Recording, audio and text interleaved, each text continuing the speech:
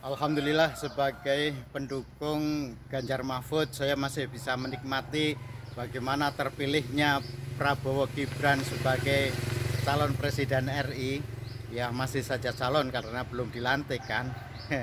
Dan masih dalam suasana perhitungan yang penuh kontroversi. Itu menggambarkan betapa kepemimpinan Nusantara ini harus mengalami sebuah proses yang di luar nalar. Tetapi kalau memang betul apa yang dikatakan Gus Dur bahwa Prabowo akan menjadi pemimpin, akan menjadi presiden di usia tuanya, dan Koni Bakri sudah memberikan isyarat bahwa hanya sampai 2 tahun, ya kita tidak tahu bahwa Gus Dur menjabat presiden hanya 2 tahun, itu pun apakah ada hubungan dengan itu, kita semua itu tidak tahu. Dan seperti kemarin saya sampaikan, terpilihnya Prabowo Gibran sebagai presiden di 2024 ini adalah peristiwa yang memang sudah tercatat, ya, sudah ditentukan oleh Allah, tercatat di Lauh Mahfuz. Dan saya selalu berkali-kali memberikan gambaran bahwa daun-daun yang ada di sekitar kita itu, ya kan, apapun daun itu, ketika itu jatuh Allah sudah tahu. Kan ayatnya jelas, wa tasqutu waraqatin illa ya'lamuha, tidaklah selembar daun yang jatuh tanpa sepengetahuan Allah. Dan itu semua sudah tertera di Lauh Mahfuz.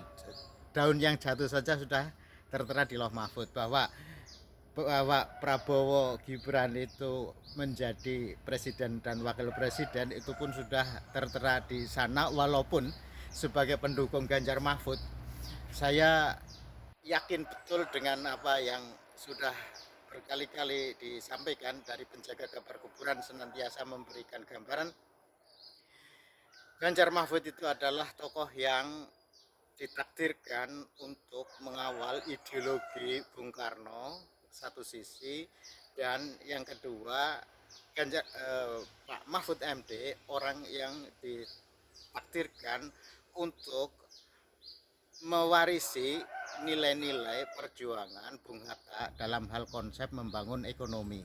Apa yang jadi alasan? Ya, dengan alasan ini senantiasa meyakini bahwa tokoh ini, kan, kedua tokoh ini, Ganjar Mahfud itu adalah tokoh yang Ganjar jelas di berbagai kesempatan dan juga ketika debat capres menyampaikan visi tentang apa? Visi tentang Indonesia yang merdeka, berdaulat di bidang politik, berkepribadian di bidang kebudayaan, dan berdikari di bidang ekonomi. Itulah Trisakti Bung Karno, ya. Trisakti Bung Karno itu yang kemudian dalam debat cawapres Pak Mahfud lagi-lagi menyampaikan ajaran, ya kan? Pak Mahfud itu menyampaikan ajaran bahwa Gus Dur ketika baru saja dilantik, yang harus diingat adalah ayat Quran yang dibaca oleh Gus Dur dalam pidato iftitah di depan MPR waktu itu, ya kan, tahun 2000. Gus Dur berpidato bahwa apa yang disampaikan beliau, kailayakuna dulatan bainal aghnia aminkum, dan hendaklah perekonomian suatu kaum itu jangan hanya berputar-putar di antara orang-orang kaya. Ayat ini yang juga dibacakan oleh Pak Mahfud MD ketika debat cawapres, sehingga kalau Trisakti Bung Karno dibawakan oleh Ganjar, sedangkan Pak Mahfud membawakan tentang prinsip ekonomi yang itu sebenarnya prinsip ekonomi gotong royong, ekonomi kerakyatan, dan itulah cara mewujudkan keadilan sosial bagi seluruh rakyat Indonesia. Keadilan sosial yang dibutuhkan itu keadilan sosial, perekonomian jangan hanya berputar-putar di antara orang-orang kaya. Nah, lalu apa hubungannya dengan Prabowo yang programnya adalah makan siang gratis, memberi makan siang gratis, meneruskan bansos? Itu artinya adalah Seperti yang tertera di sana, bansos itu adalah bagian, ya. Bansos itu bagian dari cara kaum jahiliyah mempertahankan situasi, ya, mempertahankan situasi sistem sosialnya untuk terus melakukan sistem perbudakan modern. Karena dalam sistem perbudakan, rakyat kecil, rakyat jelata, rakyat miskin yang statusnya itu hanya budak, itu ya selalu diberi makan gratis. Zaman penjajahan pun begitu kan. Bansos itu bukan mewujudkan keadilan sosial, tetapi itu adalah mempertahankan sistem perbudakan antara budak dan tuannya. Pemerintah berlaku seakan-akan tuan, tetapi dan rakyat itu seperti budak yang dia diberi makan gratis agar apa? Bisa bekerja. Ketika bekerja dia menghasilkan sesuatu yang pada akhirnya menguntungkan tuannya.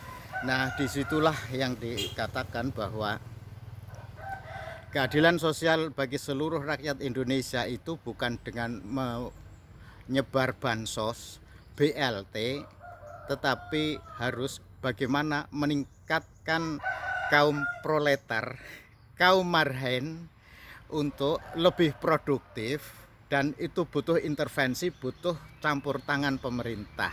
Itu yang dikatakan bahwa mewujudkan keadilan sosial bagi seluruh rakyat Indonesia itu harus dengan cara-cara yang termanage dan seperti pernah dikatakan Ahok, dan kebetulan Ahok adalah juga pendukung Ganjar Mahfud kan.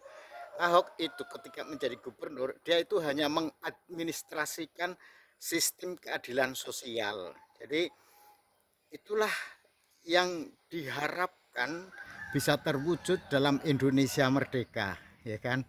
Nah, jadi dengan terpilihnya Prabowo Gibran dari penjaga kabar kuburan hanya menangkap satu pesan bahwa memang Allah sedang menakdirkan bahwa kaum jahiliyah ini sedang dipimpin oleh orang yang masih menganut sistem jahiliyah di dalam menata negara, ya kan.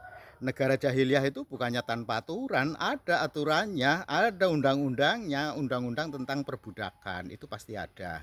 Dalam bentuknya yang modern, undang-undang perbudakan itu tentu saja undang-undang yang memberikan keleluasaan bagi pemerintah untuk melakukan panjat sosial, pansos, dengan menebar banyak janji-janji manis, banyak bantuan-bantuan sosial untuk terus membudayakan dan menentang ajaran Nabi, al-yadul ulya khairum min yadis sufla, tangan yang di atas lebih mulia dari tangan yang di bawah.